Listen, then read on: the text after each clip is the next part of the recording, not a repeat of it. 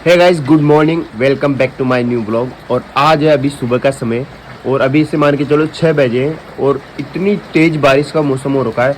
चारों तरफ घने बादल हो रखे हैं और सुबह पहले देखो बारिश आ रही है।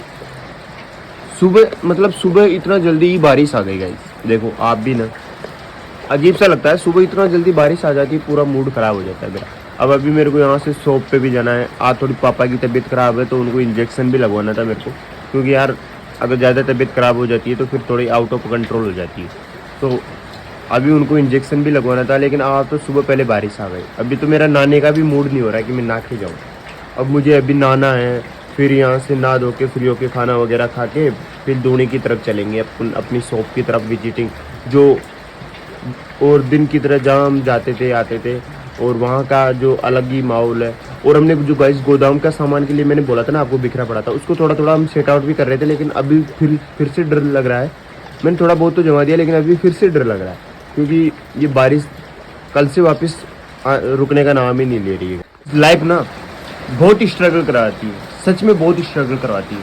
अब आप ही देख लो, मुझे तकरीबन 1 महीना वीडियो डालते हो गया, लेकिन हमारे कम से कम अभी तक 2 ही सब्सक्राइबर हैं, जो भी शायद मैंने ही किए। और व्यूज़ तो ऐसे मान के चलो यूट्यूब खुद इंप्रेशन नहीं बेचता, लेकिन पिछले 6 साल से कंटिन्यू में काम कर रहा हूँ। बीच में कई चैनल्स मैंने डिलीट भी कर दिए जिस पे मैंने मेहनत की, कुछ ग्रोथ नहीं हुआ। लेकिन फिर मैंने आखिरी में ये सोचा था कि इस चैनल को मुझे बिल्कुल भी नहीं छोड़ना है, चाहे जो हो जाए।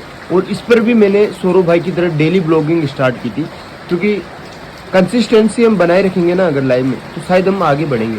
इसलिए बोल रहा हूँ गाइस कि लाइफ बहुत मेहनत कराती है। कसम से हमें इतनी मेहनत करना पड़ रहा है ब्लॉगिंग के लिए और फिर भी सपोर्ट नहीं मिल रहा। ये देखो गाइस, हमारी गोरी को देखो, गोरी भी अकेली खड़ी है कि मतलब गोरी को ऐसा लग रहा है कि इसको मच्छर काट रहा था। तो मैंने क्या अभी फैन ऑन किया था, लेकिन फैन ऑन करते क्या सर्दी लगने लग गई, ठंड लगने लग गई।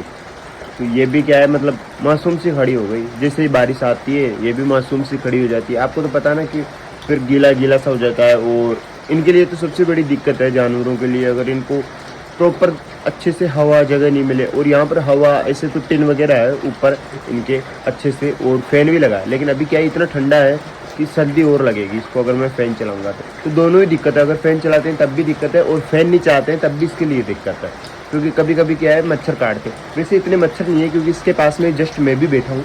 हम दोनों में देखो गोरी, ज़्यादा स्पेस नहीं है, मैं इसको जस्ट पास में ही बैठा हूँ। लेकिन हमें अभी गाइस नहाना भी है, और ये तो बहुत ज़रूरी है। मैंने मना तो किया है आपको कि नहाने का मन नहीं है, लेकिन क्या है नहाना बहुत ज़रूरी है।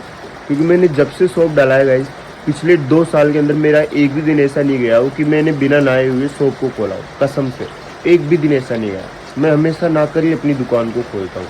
तो अभी मुझे नहाना है, फिर चलते हैं उधर अपनी शॉप की तरफ। बचपन से मुझे तो बहुत ऊपर जाने का शौक था, लेकिन हमेशा से कभी किसी ने साथ ही नहीं दिया ऊपर जाने के लिए। यानी कि जो स्ट्रगल के अंदर वो लोग कहते हैं ना कि जो जब हम मेहनत करते हैं और हमारा साथ कोई नहीं देता, वैसा सिस्टम है। अगर कोई साथ देता तो शायद आज से भी 4-5 साल पहले भी शायद मेरा चैनल ग्रो होता, कोई मेरे साथ बस मिलकर। लेकिन लोगों को अगर मैं बताता हूँ ऐसा चीज़, तो वो सामने वाला हंसता है, और हंसता है तो फिर बिल्कुल अजीब सा लगता है यार। तो फिर ये मेहनत मैं हमेशा से अकेला ही कर रहा हूँ। और मैंने सोच लिया था कि अगर मैं अकेला ही जब तक मेहनत करूँगा, जब तक मैं ग्रो नहीं हो जाऊँगा, अच्छे से अपनी ऊंचाइयों को नहीं छूऊँगा। बाकी सपना मैंने बचपन से बहुत बड़ा देखा था, कि बड़ा बनने का देखा था, लेकिन मुझे इतना तो विश्वास था कि अगर मैं बनूँ या नहीं बनूँ, लेकिन मेरी मेहनत पर विश्वास रहेगा कि मैंने बहुत मेहनत की थी उस काम के लिए।